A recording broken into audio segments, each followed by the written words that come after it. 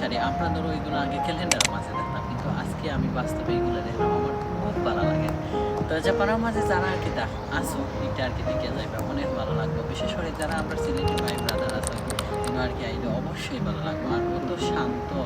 আমরা ধরো অ্যাকচুয়ালি প্রতিদিন আমরা হাঁস থাকি সপ্তাহের মাঝে 5 দিন 2 দিন আমরা আর কি রিল্যাক্স লাগে থাকে।